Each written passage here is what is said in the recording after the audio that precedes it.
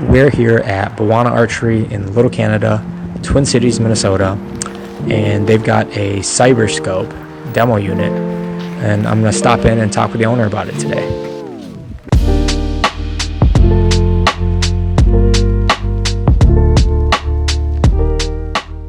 What's up, everyone? I'm here at my favorite pro shop, Bwana Archery, and I'm here with Andy, owner. And Andy, first tell us about yourself. Yeah, so Andy Larson, pro shop owner, third generation pro shop owner, I guess if you want to put it that way. Been doing this the whole life and starting to roll back into target archery a little more. And we got Andy's here shooting cyberscope, so we're just gonna go and ask him some questions today.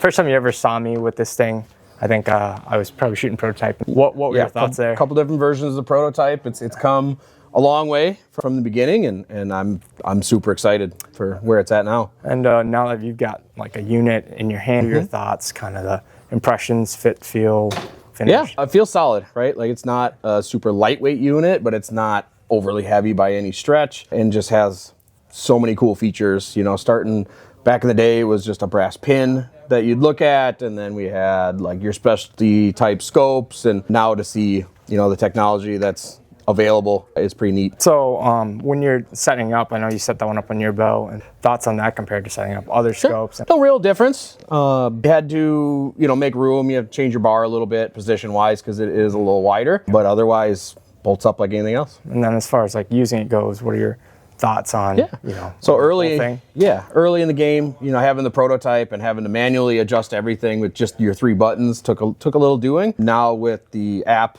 accessibility on there, it's a breeze. Glad to hear that, and I know you've been getting updates. Everything's working pretty well for you there. Yeah, it's been pretty seamless. We have a demo unit here at Bwana, so if you guys are interested, stop by, check out their bows, check out the demo unit. Myself and Jim been running a few of the demo units for a while now. And have any issues at all when you're shooting with it, or nothing that you haven't solved? I'm glad to hear that. As far as this goes, what do you think really makes it different? Just the options, you know, the illumination ring, kind of see it on there.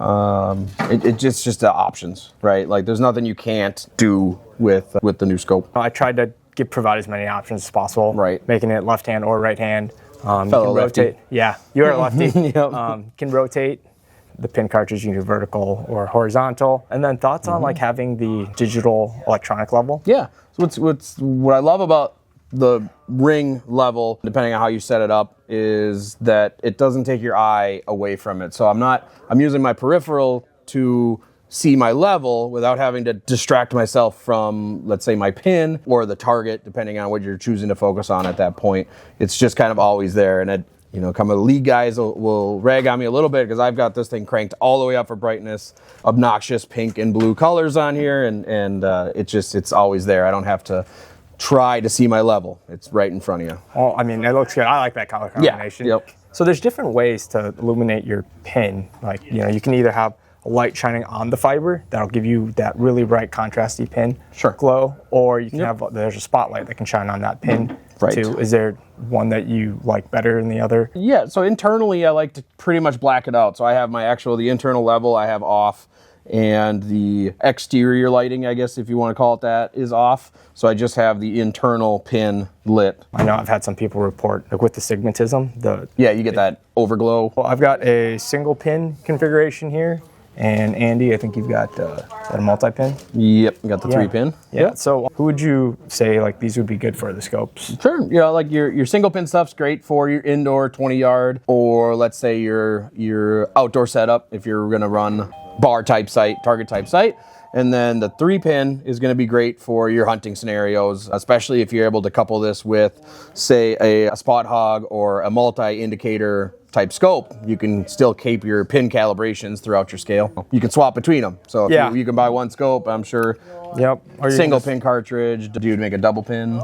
Yeah, you can purchase pins separately, set up however you want. They're made and assembled by me here in central Minnesota area, so you've kind of seen the whole thing. Yeah, it's been fun to watch. Yeah, starting with little plastic components and whatever, big battery packs. But the big old tank on top. Yeah. So now we've kind of got it all in this little form factor. But if you guys don't know, this is where it all started for me. I started doing league here because coworker suggested, and it's been so much fun. And we've had you hooked ever since. Yeah, exactly, and that's kind of how this whole journey started. So if you guys are ever in the Minnesota area, check out Bwana Archery. Thanks, Andy, for your time. Yeah, thank you. Yeah. Always good to see you, Kenny.